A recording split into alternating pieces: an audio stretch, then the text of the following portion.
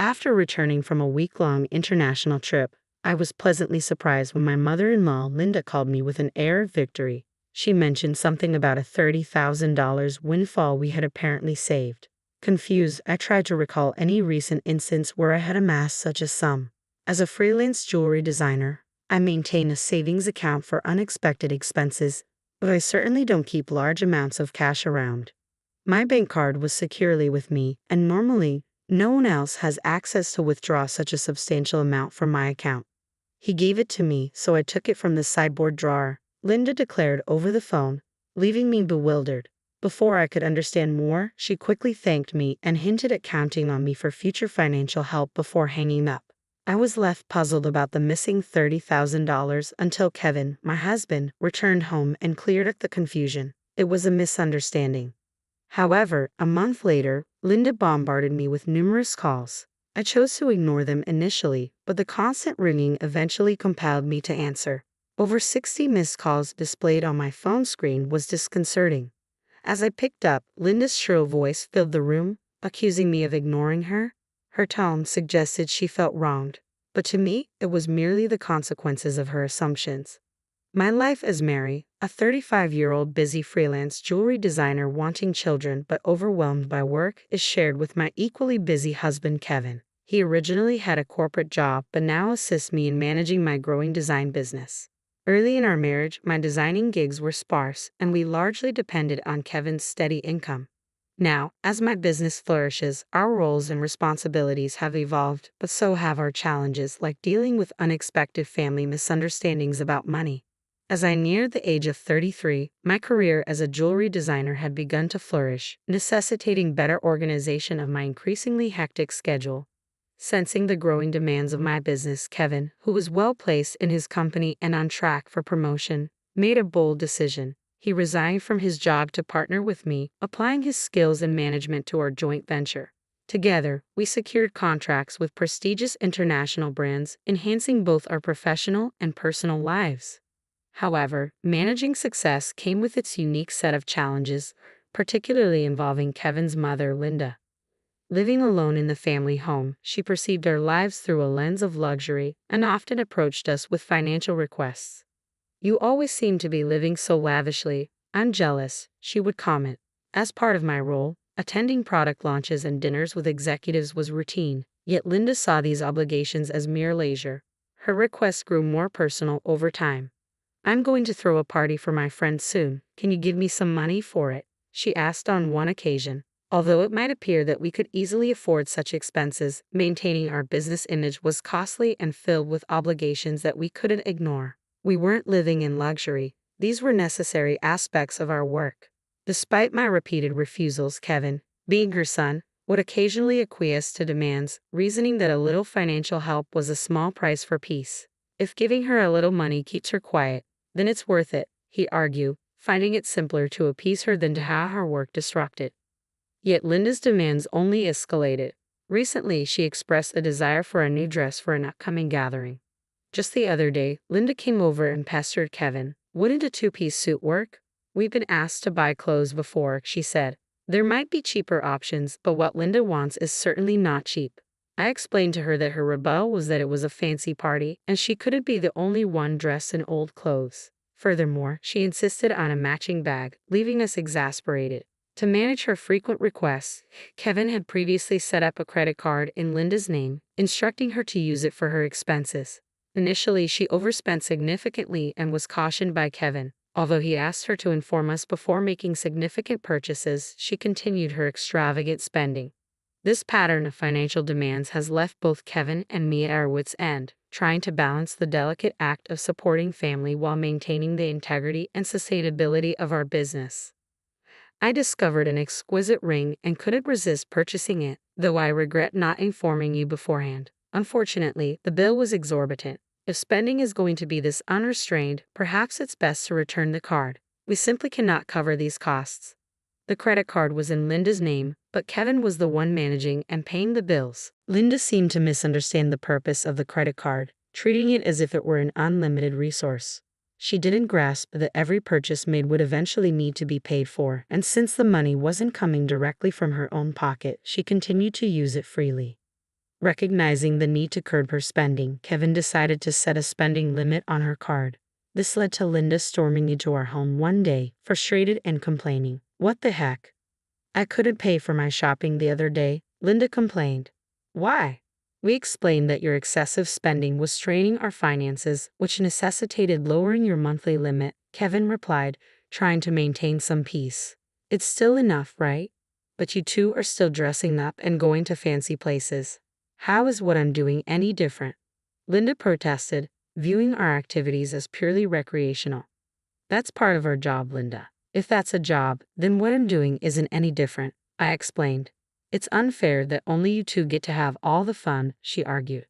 While it's true that our work involves attending product launches and parties in luxurious venues, these are professional obligations, not leisure activities, despite her misconceptions. Setting a spending limit on Linda's credit card seemed to have calmed the situation somewhat. Occasionally, Linda would visit and air her grievances to Kevin, but overall, life proceeded without major disruptions. As the end of the year approached, an exciting opportunity presented itself. A foreign brand manufacturer approached me with a proposal to expand our business dealings by relocating our base overseas. The prospect thrilled me, as it could potentially elevate me to the ranks of top-tier designers. Kevin, ever supportive as my manager, was all for taking the leap. "It's a chance we have to take," he affirmed. However, the prospect of moving abroad brought a new concern. Linda. Given her past behavior, it was a legitimate worry that she might insist on joining us overseas. The idea of living internationally was appealing, yet the thought of dealing with Linda's demands in a new country was daunting. When we shared our plans to move overseas for work with Linda that weekend, she responded exactly as we predicted. "I want to come too," she declared, assuming our move would be an endless vacation. "We're going there for work. It won't be as leisurely as you think," Kevin tried to clarify. "You're trying to trick me. You plan to live even more lavishly there without me watching," she accused. "We're not moving there permanently. We'll come back after our work is done," I assured her. I explained, trying to ease her concerns. "Yes," she retorted, "you're saying that, but you're planning to leave me behind, aren't you?" Exhausted by this repetitive argument, both Kevin and I were weary. In an attempt to compromise, Kevin suggested, "Okay, we can't take you with us, but how about we pay for a week-long trip for you instead?" Linda perked up at this. "Really? Are you sure? We'll cover your flight and hotel, but you'll need to manage the rest," Kevin affirmed, pleased at least for the moment. However, the peace was short-lived.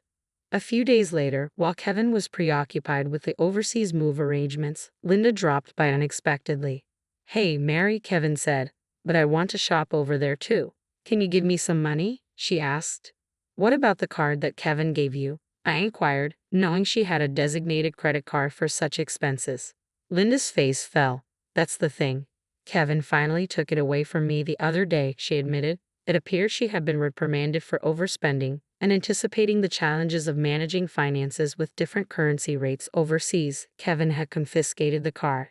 "I don't have that kind of money on hand either. I can't give you money without Kevin's approval." "Can you ask him?" I suggested, knowing full well Kevin's stance.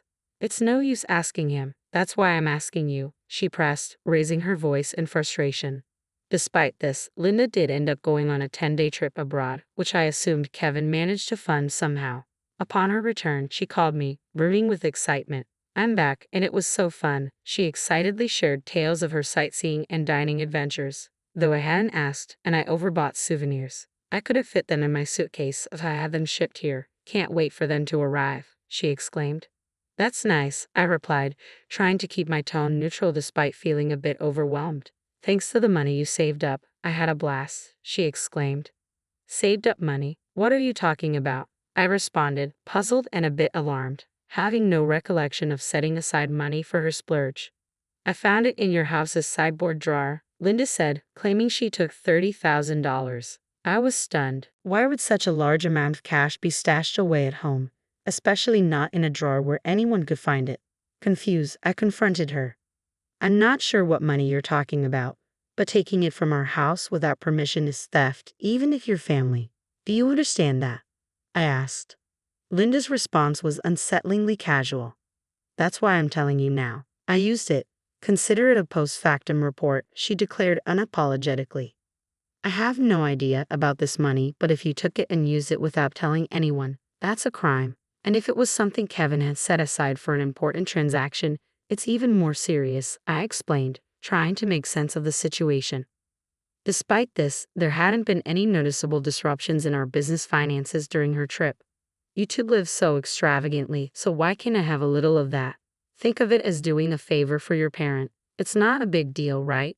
She rationalized, showing a sense of entitlement that was hard to comprehend. It's one thing to ask for help from your son and his wife, but this is not how you should behave after taking someone else's money, I replied, still in disbelief. I'm glad you enjoyed your trip. I'll have to discuss this with Kevin when he returns, I continued. Kevin will understand. After all, I'm his only mother, and $30,000 isn't much to him, she assumed. All right, I'll pass the message along, I said, astounded by her lack of awareness. Later that evening, when Kevin came home, he looked troubled. Mary, do you know about the money? I left it in the drawer, he asked urgently. 15 days ago, I withdrew it from my bank account, and now it's gone. Keeping such a large sum in a drawer, didn't you think it was careless? He questioned. I needed cash immediately for an urgent payment. Do you know anything about it? It suddenly clicked. Linda's earlier call, thanking me for the $30,000 and mentioning how much fun she had, made sense now. It was Kevin's money, meant for a crucial purpose. Kevin, today Linda called, thanking us for the $30,000 and saying she had a blast with it. I didn't understand what she meant until now, I explained, piecing everything together. So it was Kevin's money, but what was such a large amount meant for? I asked. Hey, if it wasn't for a business payment, we've been doing bank transfers for a long time, right? Why cash all of a sudden? I questioned, trying to understand the whole scenario while dealing with the ramifications of Linda's actions. I was aware it was Kevin's money that had disappeared, but the full context was still unclear to me. Linda, it turned out, had taken the money without informing us, and I needed to understand why. I asked Kevin, puzzled by the situation. Kevin began to unravel the backstory.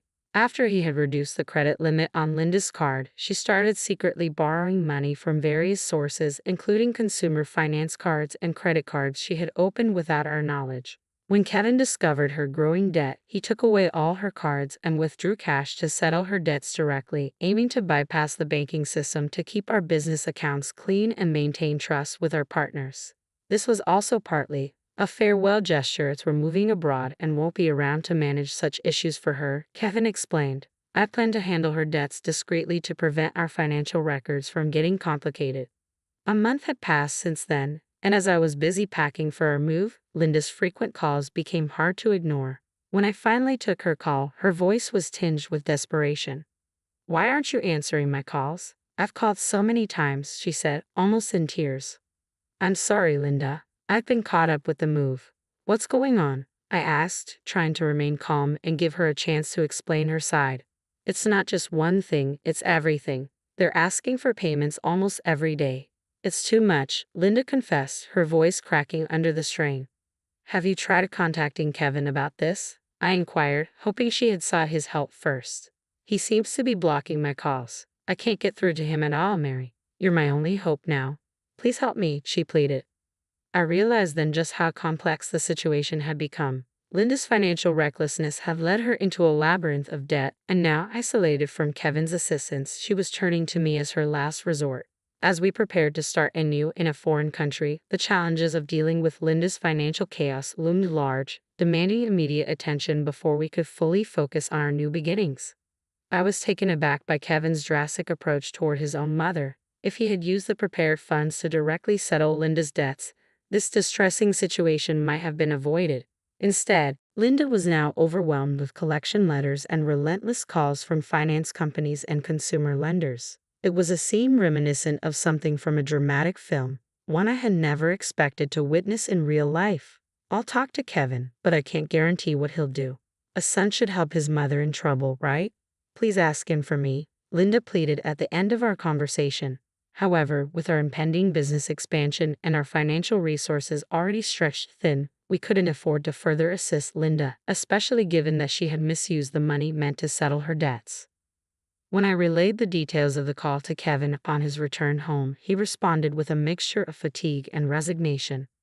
I had planned to sort things out before we left, but she squandered that chance herself, he said coldly. Indeed, the money was originally earmarked to clear Linda's debts, but she had instead blown it on a lavish trip, leaving no room for excuses. As Linda's calls persisted, I followed Kevin's lead and set her number to block, although part of me wished to help her. After all, she was Kevin's mother, but there was nothing I could do if he had chosen to detach from the situation. Meanwhile, the day of our move overseas was quickly approaching, and I still had a lot to pack. Amid the chaos of packing, I discovered another troubling piece of news. Linda had resorted to selling her house to manage her debts. It turned out she had concealed even more liabilities than we knew. The total amount was so substantial that even after selling her property, she couldn't cover it all. The thought of losing the family home where Kevin had grown up was profoundly upsetting. "Hey, our family home is gone. Are you okay with that?" I asked, sensing his sadness. "How can I be okay, but there's nothing we can do," Kevin replied, his voice tinged with sorrow. Losing the house where he grew up must have felt like a great loss, akin to how I felt when I lost my parents' house early in life. In the midst of these complex feelings and the heavy task of packing, we had to come to terms with the fact that some situations were beyond our control and focus on our future. As we prepared to start anew in a different country, the bittersweet reality of losing a family home struck me deeply. I observed the situation unfolding with Kevin. Unlike my past experiences, Kevin had not only lost the tangible structure where his earliest memories were formed but also his emotional sanctuary. All this while his mother, Linda, is still alive. It's an indescribable feeling, the mixture of loss and displacement, especially under such painful circumstances, I thought. The impact is profound and complex, far more than mere bricks and mortar. It's about losing a part of one's history and the comfort of a place to return to that no longer exists. Linda, now residing in a modest apartment, faces the daily grind of managing her debts. She works part-time, a challenging reality given her age. Employment opportunities for the elderly are not just limited, they're often physically demanding and less rewarding. This stark new reality for her is a drastic shift from her previous life, believed to be filled with unchecked spending and financial freedom. Though sympathy naturally arises seeing her struggle, it's tempered by the knowledge that her situation is the direct result of her own financial imprudence. Life teaches us that actions have consequences, and Linda's case reaffirms the harsh truth that financial responsibility is crucial at any age. Back in our new environment, the business is thriving beyond our initial expectations. The move overseas has catapulted our brand into the international spotlight, bringing in a flurry of inquiries and offers from various corners of the globe. Every new email and call brings potential for expansion and collaboration, which is incredibly exciting but also immensely demanding. The success is exhilarating, however, it envelopes our entire lives, leaving little room for anything else. Days blend into nights as we navigate time zones and cultural nuances, striving to make the most of this golden opportunity. Despite the professional achievements, our personal lives bear the weight of our relentless schedules. The dream of expanding our family seems more like a distant vision, something we hope to circle back to when the waves of immediate demand subside. Kevin, who juggles multiple roles from logistics to client management, feels this strain acutely. As partners in both life and business, we find ourselves pondering the future and our priorities, wondering how we can align our professional goals with our personal desires. As I look out of our apartment window, taking in the view of the far landscape, the neon lights blur into the night, mirroring the blur of our daily lives. It's a view filled with promise and anonymity. A stark contrast to the familiar streets we once knew. This city, vibrant and relentless, is now our home, yet it starkly contrasts with the quiet, steady life we left behind.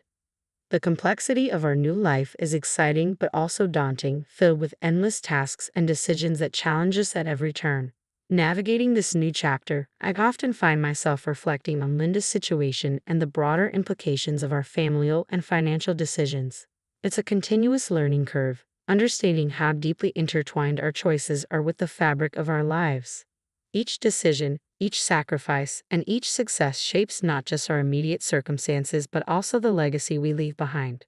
As we build this new phase of our life, we remain mindful of the delicate balance between achieving success and maintaining the relationships that define who we are beyond our business achievements.